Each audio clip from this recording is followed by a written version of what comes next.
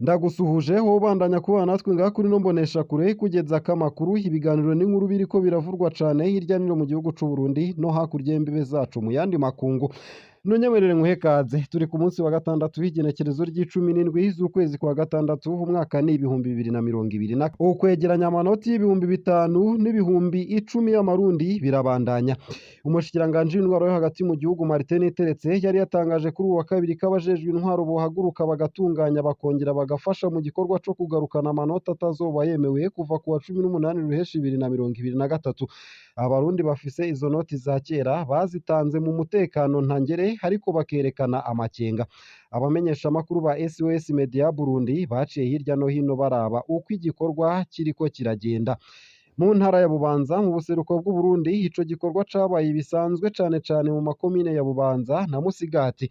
Abanyagihugu barashoboye kuja mu mabanki canke mu mashirahamwe yo kuziganya. Ku banyagihugu batagira ububiko muri banki, abakozi ba komine nibo begeranya ayo mafaranga bagaca babaha itike. Ku Mutaga mu mazone ya Mitakataka, Bubanza na Musigati abantu hafi 200 bari bamaze gutanga imiliyoni 28 mu manoti yose. Imirongo miremire yibonekeza ku mashirahamwe na banki nka Kopeke na CCM ndetse na Interbank, aho bariko barasubiza amafaranga basaba ko amanoti mashasha yoboneka kugira ngo vyorohe kubikura. Mu ntara ya Kayanza amakenga ni yose. Mu ntara ya Kayanza mu buraruko bw'Uburundi hisubizwa ry'amafaranga ryakozwe mu bibanza bimwe bimwe abantu baza kamwe kamwe. Nzobika amanoti yanje gushika ku mwanya wa nyuma kuko ndafise ibidandazwa vyo kugura nk'ibiharage n'umuceri. Ntabikoze uko sinoronka ico ndanguza noca nguma muhira. Kuri jewe rero ntibishoboka kuko akaba ariko bivugwa n'umwe mu badandaza kw'isoko nkuru. Abanyagihugu bo ku mugwa mukuru wa Kayanza berekana amakenga yabo kwiyegeranywa ry'ayo mafaranga. Bibaza nimba udupapuro bahabwa batanze ayo mafaranga dufise agaciro k'ukuri. Ntidutahura ingingo y'ibanki nkuru yari kutwongera ikindi kiringo kuko akaba ariko basaba. Abariko baratanga izo noti nshasha mu Kayanza babona ko iyo ngingo itizwe neza, bakibaza aho amanoti mashasha azobonekera. Mu ntara ya Cibitoke hoho umubabaro ni wose. Abanyagihugu bo muri iyo ntara mu makomine 6 yo mu buraruko bushira uburengero bw'Uburundi ni bake bafise ububiko mu mabanki canke mu mashirahamwe yo kuguranana no kuziganya. Baragira ingorane nyinshi mu guhinduza inoti za kera z'ibihumbi bitanu n'ibihumbi 10. Aka gapapuro bamaye ntikaza gutuma ngura amakara n'ibifungurwa vy'abana banje. Nibahe aya matike abantu b'abatunzi nayo twebwe bato bato baduhe amanoti mashasha.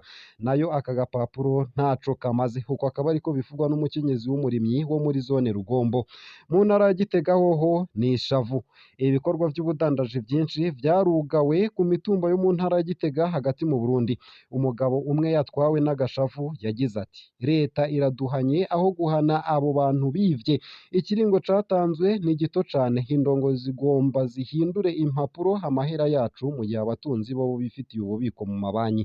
Mu ntara ya Rumonge inoti zatswe mu gisagara ca Rumonge, aho ni mu bumanuko bushira uburengero. Abanyagihugu barababazwa n'ukuntu abajejwe intwaro bajejwe kwegeranya ayo mahera batarenza ibihumbi 100. Izi noti badatora tuzozikoza iki? Uko akaba ariko bagaragaza umwiheburo. Mu ntara ya Makamba hoho abadandaza bakozweko.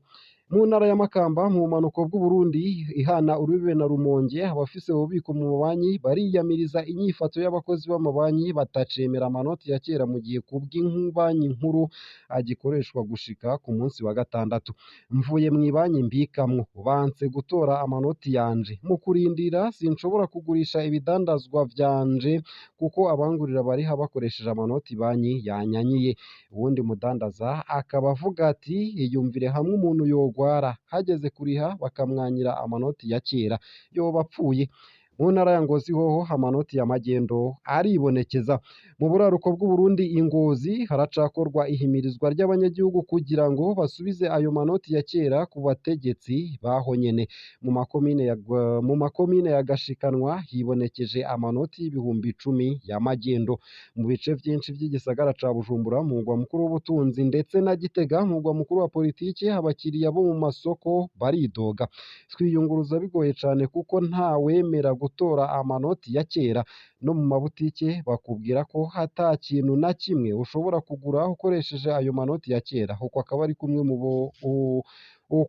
ariko umwe muri bo ashinga intahe nta kindi atari igihano ni nk'uko ubuzima bwahagaze womenga leta igomba guhana abanyagihugu uko akaba ariko bibonwa n'umukenyezi umwe mu batoza amafaranga ku modokari Bujumbura Gatumba hafi y'urubibe na Repubulika Iharanira Rusange ya Kongo arerekana umwiheburo wiwe naho bompa ibihumbi 9 kuri ibihumbi 10 ariko akazi kakabandanya n'abavunja ntayo baronka ngo badufashe nayo kandi haribonekezamwo akajagari kubw'umukuru wa Orikome igikorwa kiriko kiraba nticiyumviriwe neza ndafise amakenga ko benshi mu bajejwe intwaro batabitahura amanoti ya kera hazokora gushika ku munsi wa gatandatu turashobora kwibaza ko abo bajejwe intwaro bashobora gufata ayo mafaranga bagahunga nk'uko twabonye abantu basahura amashirahamwe yo kuguranana canke amaposta bari gushiraho umurwi w'abigenga atari abantu bashobora nabo nyene kwiha kuyo begeranije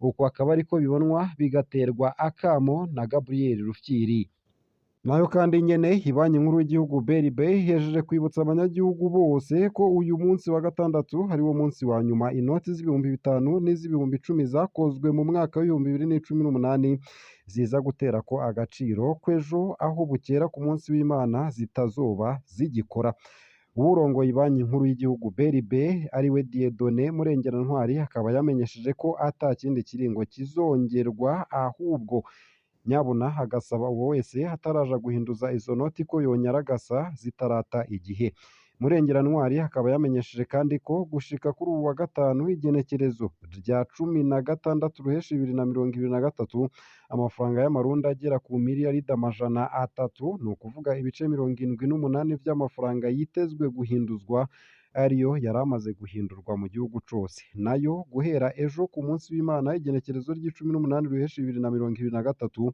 ukubika canke kubikura amafaranga mu mabanki mu mashirahamwe n'ama microfinance bizosubira kuba ukuri kwamye nk'uko vyahora umukuru w'ibanki nkuru y'igihugu BRB Dieudonné Murengerantwari akaba yongeye arasaba amabanki yose n'ama microfinance kwakira uyu munsi abanyagihugu bose bariko barahinduza inoti z'ibihumbi 5 ndetse n'iz'ibihumbi 10 mu mafaranga y'amarundi gushika no kuwa nyuma yakiriwe ngaha akaba ariho nsoreje amakuru nari nabateguriye hariko aravurwa irya nino mu gihugu c'u Burundi utegerezwa kubandanya ubana natwe nyene kubana natwe ni ukumanuka munsi y'ino video hama ugafyona imbere y'ijambo Isange TV haba handitse ijambo s'abonner nawe ukoresha YouTube h'igifaransa canke subscribe nawe ukoresha YouTube h'icongereza urafyondako buduhaye interano yo kuja turakuronsa amakuru yose tubandanya gushikiriza binyuriye ngaha kuri no mbonesha kure yanyu ari nayo yacu mukunda muri benshi